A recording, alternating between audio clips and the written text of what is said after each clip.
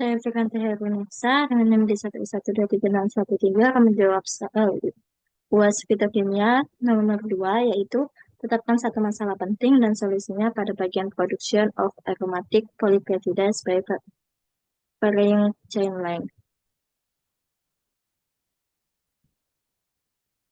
Pada jurnal ini, Biosynthesis of Aromatic Polypeptida in Microorganism using Type 2 Polypeptida Synthesis.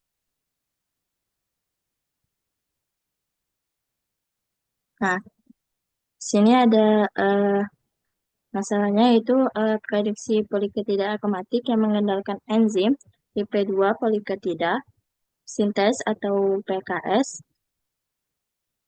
yang ini. Nah, itu menghadapi kendala rendahnya efisiensi biosintesis.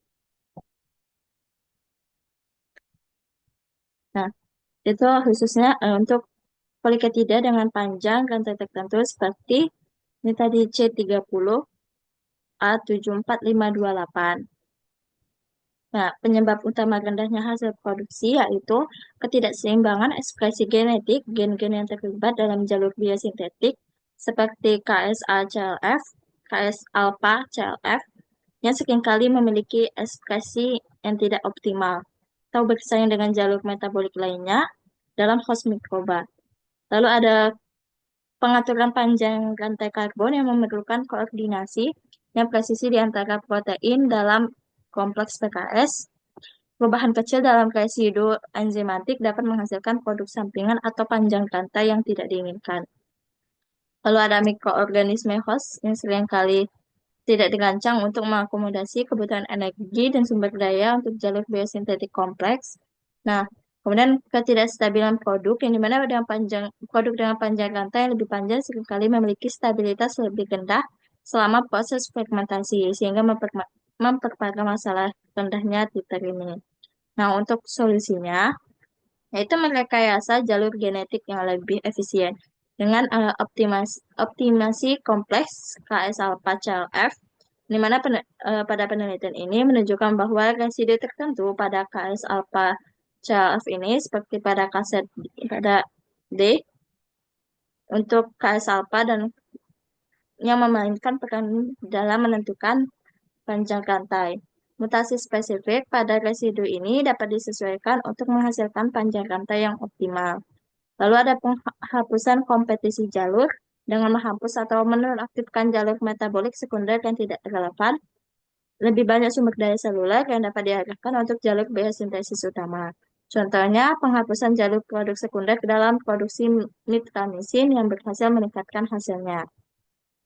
Lalu ada penggunaan teknologi rekayasa metabolik, derefraktorisasi jalur biosintetik minimal, seperti SAN-FGNA yang dalam strain Streptomyces collicolor telah meningkatkan titik A74528 ini meskipun hasilnya belum optimal.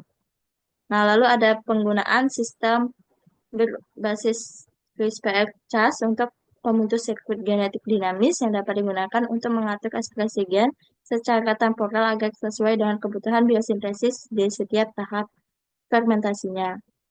Lalu ada medium yang kayak akan prekursor spesifik untuk optimasi proses fermentasi dengan penyesuaian medium seperti malonyl-CoA dan propionil-CoA yang dapat secara langsung meningkatkan hasil produk. Di mana pada penelitian ini, pada produksi doxorubicin menunjukkan bahwa kombinasi mutasi UV dan optimasi medium meningkatkan titik hingga 1,1 gram per liter. Lalu ada parameter seperti pH, suhu, dan aerasi perlu diatur dengan presisi untuk menjaga stabilitas produk dan aktivitas enzim. Nah, dengan